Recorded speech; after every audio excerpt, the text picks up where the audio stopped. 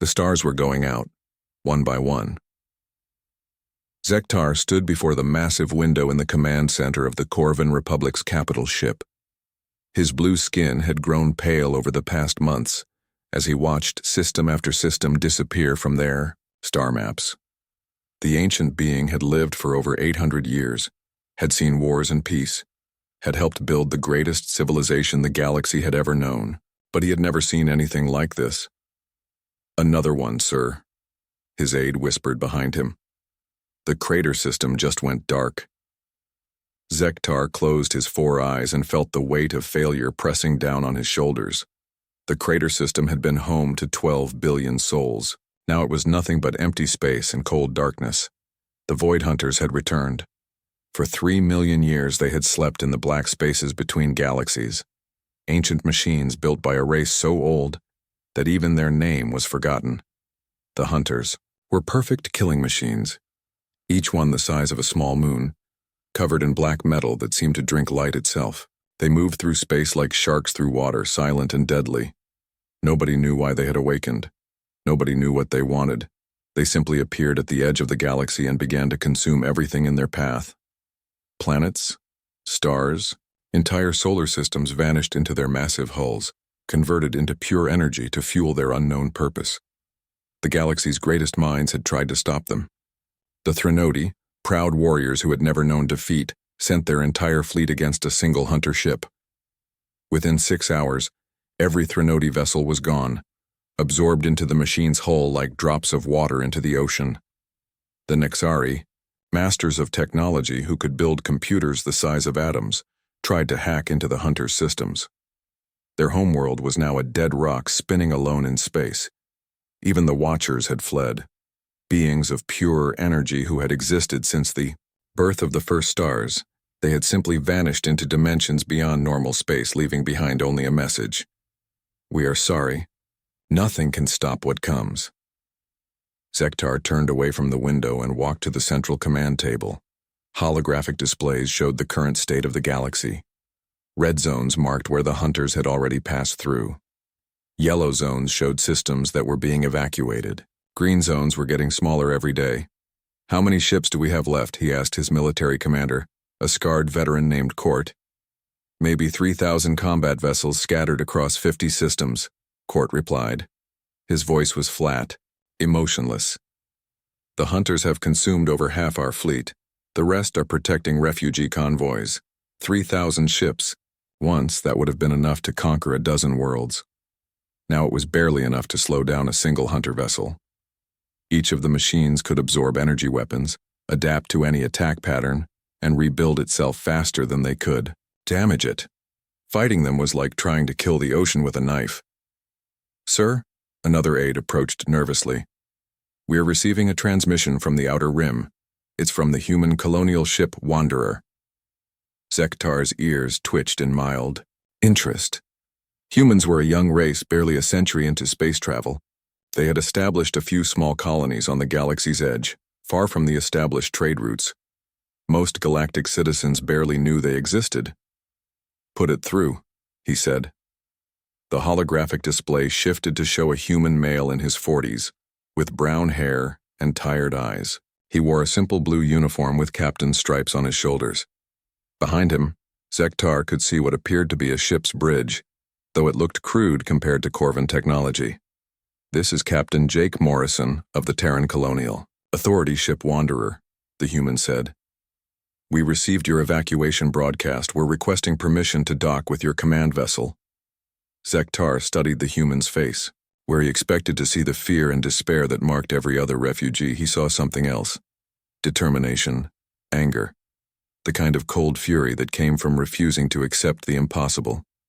"Captain Morrison," Zektar replied, "with respect, your people should be evacuating to the Outer Rim with the other refugees. The inner galaxy is no longer safe."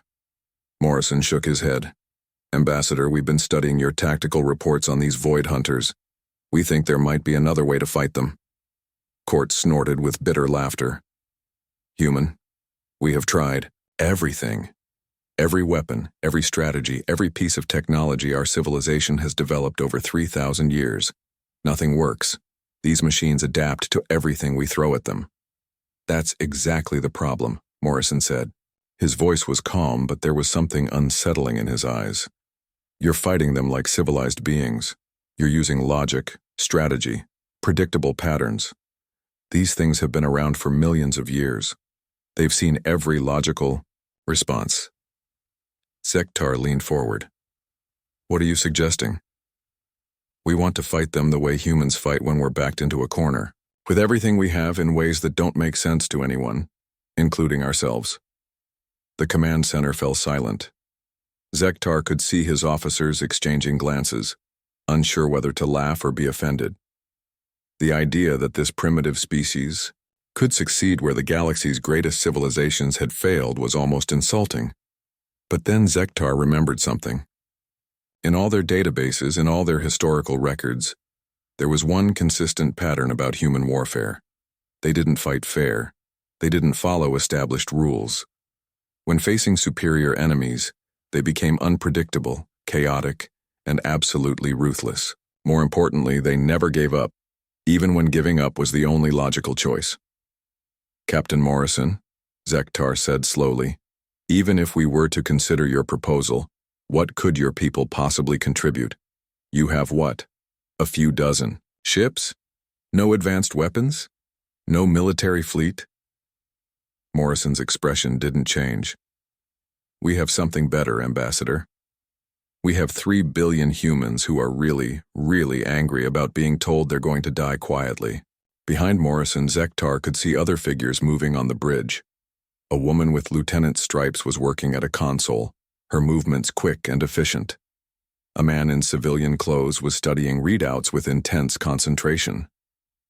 They looked tired, but there was an energy about them that reminded Zektar of a coiled spring. Permission to come aboard, sir? Morrison asked again. Zektar looked around his command center, at the displays showing systems going dark, at his officers with their defeated expressions, at the refugee reports streaming in from across the galaxy. Every logical analysis said the situation was hopeless. Every rational calculation showed that resistance was futile. Maybe that was exactly why they needed someone irrational. Docking Bay 7, Zektar said finally. But Captain Morrison, I should warn you. We are not just fighting for victory anymore. We are simply trying to buy time for the refugees to escape. This is likely a suicide mission. Morrison smiled, and for the first time in months, Zektar saw something that looked almost like hope. Ambassador, the human said, suicide missions are what we do best. The transmission ended, leaving Zektar staring at the empty holographic display. Around him, his officers were already preparing for the humans' arrival, though none of them believed it would make any difference. Outside the command center's windows, the stars continued to disappear into the endless dark. But somewhere in the distance, a small human ship was approaching, carrying with it something the galaxy had almost forgotten: the refusal to surrender. The docking bay of the Corvin command ship was massive, designed to hold vessels 10 times larger than the human ship that now rested on its metal floor. The Wanderer looked small and crude next to the sleek Corvin fighters, like a wooden boat, beside racing yachts. But Captain Jake Morrison walked down the ramp with the confidence of a man who had never been impressed by fancy appearances. Ambassador Zektar waited for him with a small group of advisors. The Corvin leader studied the humans as they approached. Morrison was followed by a woman in military uniform and a man carrying what appeared to be portable computers. They moved with purpose, but there was something different about them. Where refugees showed fear and defeat, these humans showed anger and determination. Captain Morrison, Zektar said, extending his hand in the human greeting he had learned decades ago. Welcome aboard. Thank you for seeing us, Ambassador. Morrison shook the offered hand firmly. This is Lieutenant Amy Wells, my first officer, and Dr. Alex Parker, our artificial intelligence specialist. Dr. Parker stepped forward, his eyes bright with excitement that seemed out of place given the galaxy's dire situation. Ambassador, we've been analyzing the data from your encounters with the Void Hunters. We believe we understand why all previous attacks have failed. Zektar led them through the ship's corridors toward the main briefing room. Other crew members stopped to stare at the humans. Most had never seen the species before, and they whispered among themselves about these strange beings who had come seeking war instead of sanctuary. The briefing room was filled with the galaxy's finest military minds. Generals from a dozen species sat around a circular table, their faces bearing the marks of too many defeats. When the humans entered, conversation stopped. Some officers looked curious. Others looked annoyed at having their time wasted. General Court, the scarred Corvin military commander, gestured to empty seats. "Please sit. Though I must warn you, we have heard many theories about defeating the hunters. None have worked. Doctor." Parker activated his portable display, showing a three-dimensional image of a Void Hunter vessel. The black angular ship rotated slowly, its surface covered in weapon ports and sensor arrays. "Every attack you've made has followed established military doctrine," Parker began. "Formation flying, coordinated strikes, logical target prioritization. The problem is that these machines have existed for millions of years. They've encountered every possible rational strategy." A Threnodi general leaned forward, his red skin darkening with anger. "Are you suggesting our tactics are inadequate? Our people have studied warfare for 10,000 years." "That's exactly what I'm suggesting," Parker replied calmly. "These machines adapt by learning patterns. Every logical action can be predicted, analyzed, and countered. You're fighting them like they're another species with their own military traditions. But they're not. They're a computer program designed to solve tactical problems." Lieutenant Wells stood up, her voice carrying the authority of someone who had seen real combat. "What Dr. Parker is saying is that you're playing chess against a master computer. The computer will always win because it can calculate every possible move. But what if you stopped playing chess?" Zektar found himself interested, despite his skepticism. "What do you mean?" Morrison spoke for the first time since entering the room. "What if instead of following military doctrine, we did everything wrong? What if we attacked in formations that made no sense, used weapons in ways they weren't designed for, and made decisions based on coin flips and gut feelings?" The room erupted in angry voices. Several officers stood up, shouting about the insanity of the proposal. General Court slammed his fist on the table, demanding to know if the humans were mocking their losses. Zektar raised his hand for silence. When the room quieted, he looked directly at Morrison. "Captain, you're talking about chaos. Random actions with no strategic purpose. That's not warfare, that's suicide." "Maybe," Morrison agreed. "But it's fighting suicide instead of accepting it. And sometimes when you're desperate enough, crazy ideas start looking smart." Dr. Parker brought up another display, this one showing combat footage from previous battles. "Look at this engagement between a Nexari fleet and 3 hunter vessels. The Nexari used perfect coordination, optimal firing patterns, and logical retreat maneuvers. The hunters analyzed their behavior, adapted their shields, and destroyed the entire fleet in 47 minutes. He switched to another recording. "Now look at this small skirmish near the Kepler colonies. A group of human cargo ships was trying to evacuate civilians when they encountered a hunter scout. They had no weapons, no training, and no plan. So they improvised. The footage showed human cargo vessels attacking the much larger hunter ship using methods that violated every principle of space combat. They rammed it with empty freight containers, used industrial mining lasers as weapons, and flew in patterns that seemed to have no purpose. The hunter vessel, for the first time in recorded history, showed signs of confusion. Its weapons fired at empty space. Its shields fluctuated uncertainly. They didn't win, Parker admitted. But they survived, long enough for the civilians to escape. And more importantly, they made the hunter hesitate. For 17 seconds, that perfect machine didn't know what to do. The room fell silent as the implications sank in. 17 seconds didn't sound like much, but in space combat, it was an eternity. It was enough time to land a killing blow, to escape a trap, to change the course of a battle. General Court leaned back in his chair, his expression thoughtful. "You're saying we should abandon 3,000 years of military science to fight like barbarians?" "Not barbarians," Wells corrected. "Like humans. We've been fighting superior enemies our entire history. We've never had the best weapons, or the strongest armies. What we've had is the ability to adapt, to think outside established patterns, and to keep fighting when logic says we should surrender. Morrison stood up and walked to the center of the room. Ambassador, how many ships do you have left? Perhaps 3,000, Zektar replied. How many refugees are you trying to evacuate? Billions, across hundreds of worlds. Morrison nodded grimly. Then you need time. Time for those people to reach safety. Time to find a real solution. Traditional tactics aren't buying you that time. Your fleets are being destroyed faster than you can replace them. He looked around the room, meeting the eyes of officers from a dozen different species. We're not asking you to believe we can win. We're asking you to help us try something that might work instead of continuing to do things that definitely don't work. Zektar stood slowly, his mind racing through possibilities. The human proposal was insane. It went against every principle of civilized warfare. It would likely result in massive casualties and achieve nothing more than a spectacular failure. But the alternative was to continue watching the galaxy die, system by system, while they followed strategies that had already proven useless. What exactly are you proposing? He asked. Morrison's expression grew determined. We mobilize every ship we can find, not just military vessels, but cargo haulers, passenger transports, mining ships, anything that can mount a weapon or carry a fighter. We throw them at the hunters in ways that make absolutely no sense. And you believe this will work? I believe.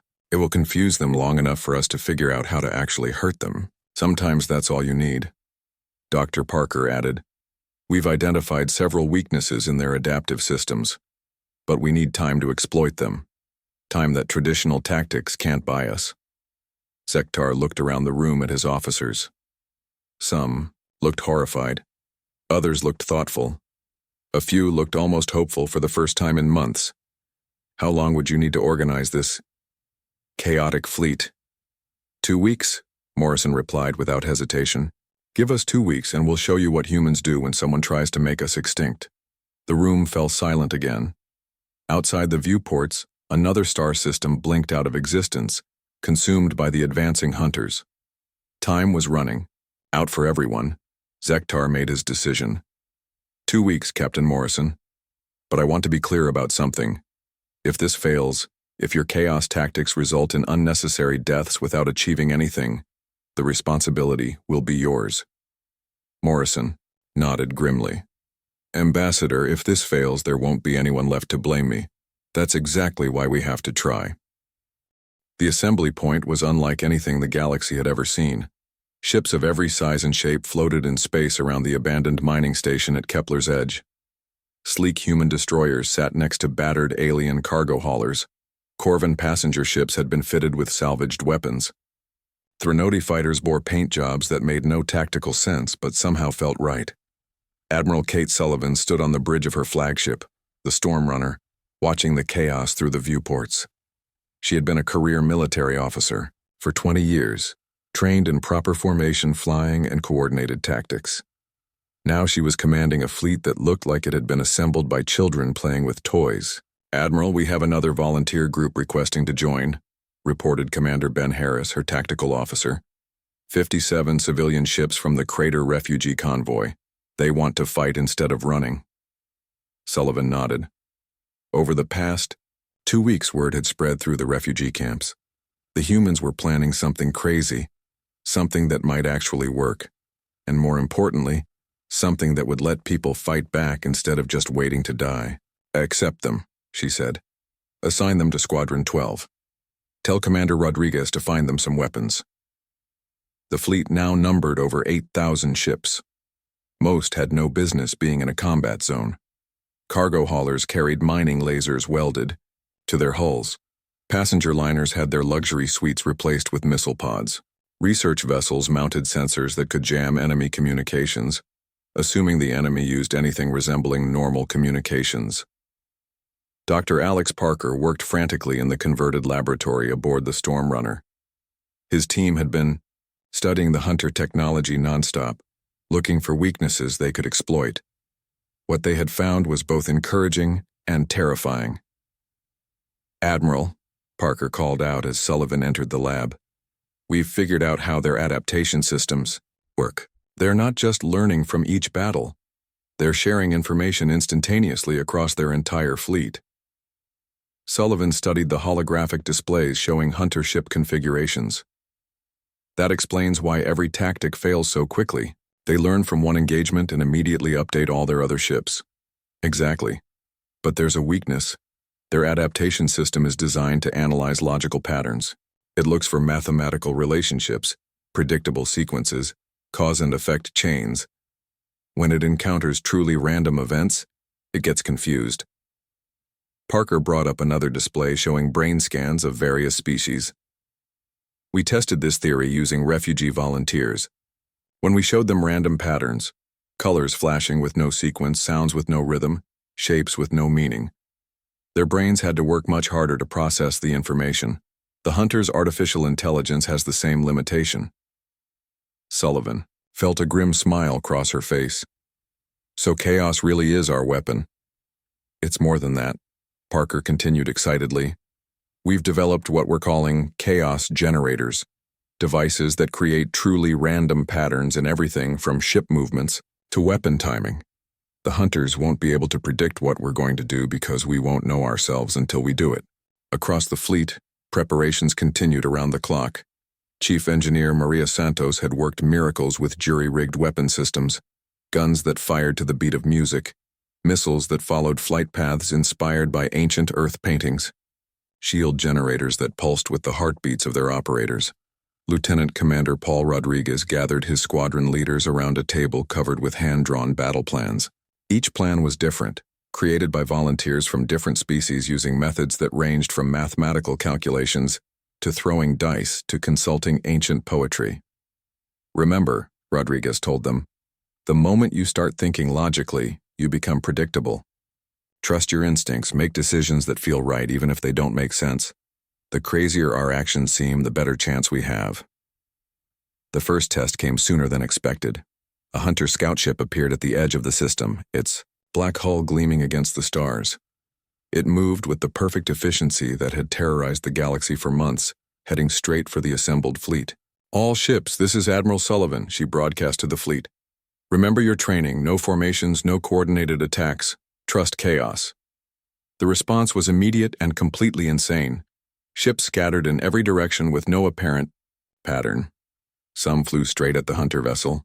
Others spun in circles. A cargo hauler started broadcasting human music while firing mining lasers in rhythm with the beat. Commander Harris watched his displays with growing amazement. "Admiral, their weapon systems are having trouble locking onto our ships. They're targeting. Computers keep resetting." The hunter ship, for the first time in recorded history, hesitated. Its weapons fired at empty space where ships should have been according to logical movement patterns. Its shields fluctuated uncertainly as it tried to adapt to attacks that followed no recognizable sequence. A converted passenger liner, commanded by a Corvan merchant named Veltar, approached the hunter from an angle that made no tactical sense.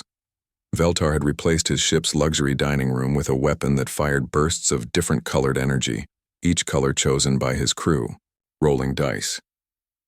The rainbow beam struck the hunter's hull and something unprecedented happened. The black armor flickered, showing brief glimpses of the machinery beneath.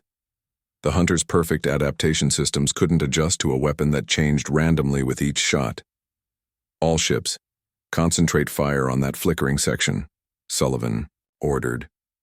"But keep your attacks random, don't let them adapt." What followed was the strangest battle in galactic history. Human ships played music while they fought. Alien crews made tactical decisions by drawing lots. Weapons fired in patterns inspired by abstract art and ancient poetry. The hunter vessel, its systems overwhelmed by truly random input, began to show signs of actual damage. Dr. Parker watched the battle from his laboratory, recording everything. "Admiral, their central processing system is showing signs of stress. They're trying to calculate probability matrices for actions that have no mathematical basis." The hunter ship began to retreat, something no one had ever seen before. But as it turned away, its weapons fired one last burst at a small human fighter. The pilot, a young woman named Carol Webb, saw the energy beam coming and did something that defied all logic. She accelerated directly toward it. The beam struck her ship's forward shields at the exact moment she fired her own weapons. The collision of energies created a feedback loop that traveled back through the hunter's systems. For 17 seconds, the massive alien vessel stopped dead in space, its lights flickering uncertainly. Then it exploded. The silence that followed was deafening. Across 8,000 ships, crew members stared at the expanding cloud of debris that had once been an unstoppable killing machine. They had done it. They had actually destroyed a void hunter. "Admiral," Harris reported, his voice filled with wonder, "we're receiving communications from across the fleet. Every ship is asking the same question. When do we attack the main hunter force?" Sullivan looked out at her impossible fleet. Ships held together with spare parts and hope. Crews that had learned to fight like humans, chaotic, unpredictable, and absolutely determined. They had proven that the hunters could be beaten. Now they had to prove they could do it again on a scale that would matter. "All ships," she broadcast, "prepare for jump to the Antares Nebula. We have an appointment with the largest hunter fleet ever assembled." She paused, thinking of Carol Webb and her impossible maneuver, of Chief Santos and her musical weapons, of all the refugees who had chosen to fight instead of run. Today we taught them that humans don't follow their rules. Tomorrow we teach them what happens when nobody does. The fleet began to move. 8,000 ships carrying with them something the galaxy thought it had lost forever. Not just hope, but the absolute certainty that even the impossible could be defeated by beings crazy enough to try. The Antares Nebula burned red against the black of space, its gas clouds swirling in patterns that had taken millions of years to form. At its heart, where dying stars cast their final light, the largest void hunter fleet ever assembled moved through space like a plague of locusts. 50 massive vessels, each one capable of consuming entire worlds, worked together to harvest energy from the nebula's dying suns. Admiral Kate Sullivan stood on the bridge of the Storm Runner, watching the enemy fleet through long-range sensors. Her own force looked tiny in comparison. 8,000 ships of every shape and size, most of them held together by hope and spare parts, preparing to face an enemy that had never known defeat. "Admiral," Commander Ben Harris reported, "we're receiving final confirmations from all squadron leaders. The fleet is ready for the final attack." Sullivan nodded, her mind racing through the impossible plan they had developed. Not a plan, really, but a controlled explosion of chaos that would either save the galaxy or destroy what remained of organized resistance. There was no middle ground. Dr. Alex Parker's voice crackled over the communication system from his mobile laboratory aboard a converted cargo ship. "Admiral, we've completed our analysis of the main hunter fleet. They're operating as a single mind, sharing information instantly across all 50 vessels. If we can disrupt their central processing system, the entire fleet should become vulnerable." "What do you need?" Sullivan asked. "Time and chaos," Parker replied. "Lots of both. The more random input we can feed their systems, the better chance we have of overloading their central intelligence." Captain Jake Morrison's voice joined the conversation from the bridge of the Wanderer. His small ship had been modified with equipment that looked like it belonged in a scrapyard, but Sullivan had learned not to judge human engineering by its appearance. "All ships, this is Morrison. Remember what we learned from the first battle. The moment you start following patterns, you become predictable. Trust your instincts. Make decisions that feel right even if they don't make sense." The attack began not with coordinated formations or tactical precision, but with pure, beautiful chaos. Ships scattered in every direction with no apparent plan. Some flew straight at the hunter fleet. Others spun in lazy circles. A group of converted mining ships began broadcasting human classical music while firing lasers that pulsed in rhythm with the symphony. Lieutenant Commander Paul Rodriguez led his squadron in an approach that violated every principle of space combat. His ships flew in formations inspired by flocks of birds, schools of fish, and patterns found in human art. The hunters' targeting systems, designed to track logical military maneuvers, struggled to lock onto targets that moved like living things, rather than machines. Chief Engineer Maria Santos had outdone herself with the weapon modifications.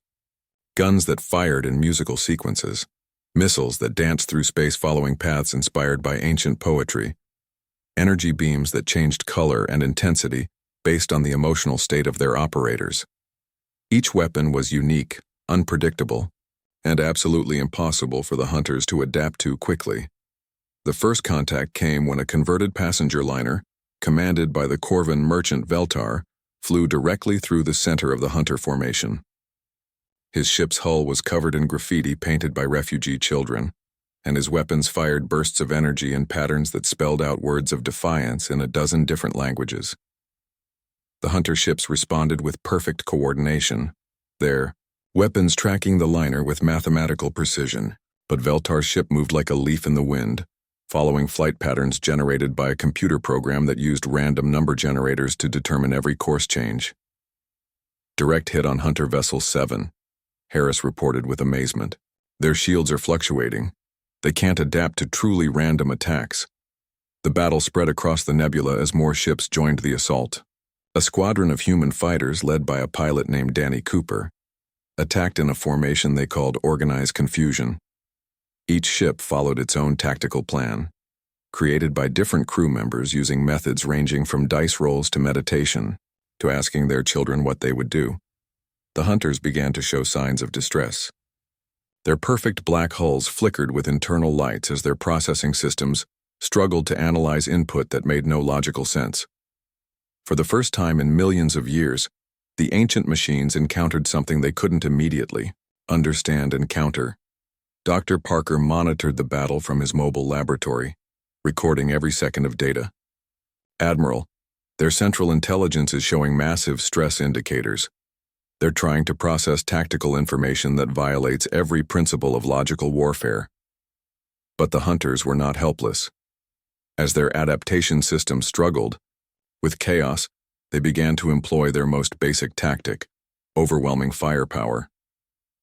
Energy beams lanced out from 50 massive ships, turning space into a deadly web of destruction. Ships began to die. The converted cargo hauler Lucky Strike exploded when it tried to ram a hunter vessel. A squadron of Threnody fighters vanished in a burst of light when they flew too close to a hunter weapon cluster. Each loss was felt across the fleet, but the survivors kept fighting. Captain Morrison found himself facing 3 hunter vessels at once, his small ship dancing between energy beams that could vaporize a mountain. His crew worked frantically at stations that looked like they had been assembled by mad scientists, using technology that combined human innovation with alien engineering in ways that should have been impossible. "Jake," Lieutenant Amy Wells called, from her station, "their targeting systems are locked onto us. We need to do something unpredictable." Morrison smiled grimly and reached for a device that Dr. Parker had installed just before the battle. A chaos generator that would randomize every system on his ship for exactly 60 seconds. Flight controls, weapons, shields, even life support would operate according to patterns generated by quantum fluctuations. "Everyone hold on," he announced. "We're about to find out what happens when a spaceship has a nervous breakdown." He activated the device, and the Wanderer immediately began behaving like a ship piloted by someone having a seizure.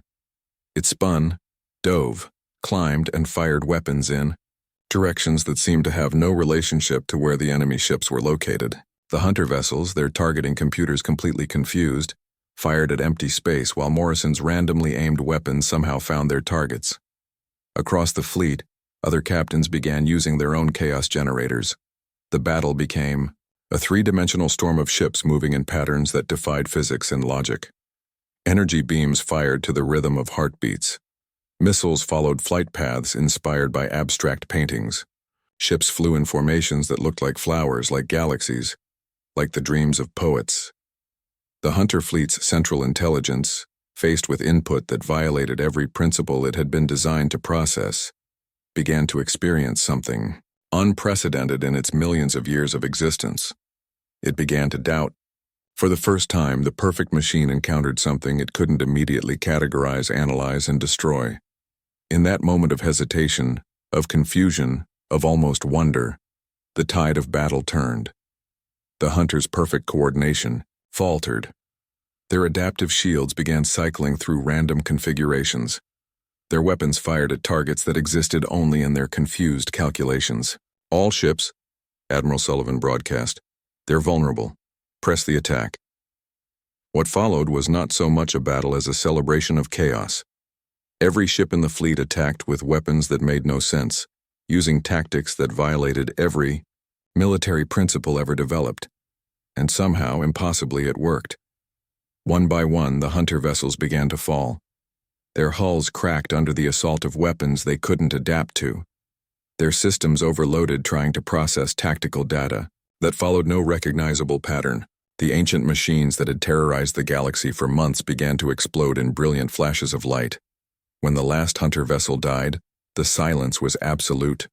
Across 8,000 ships, beings from dozens of species stared at the expanding clouds of debris that had once been an unstoppable fleet.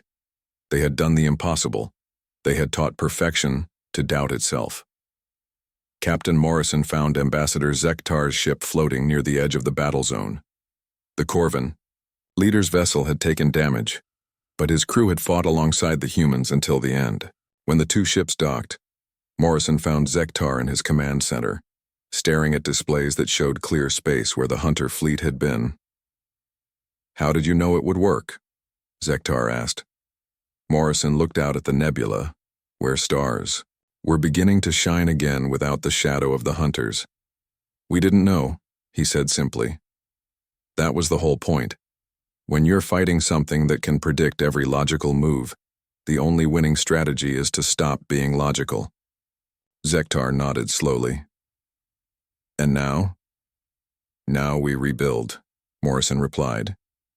"But we remember what we learned here. Sometimes the best response to perfect order is beautiful chaos." Outside the viewports, the stars shone brighter than they had in months, no longer threatened by ancient machines but protected by the galaxy's newest lesson, that hope, chaos, and the refusal to surrender could overcome even the most perfect enemy.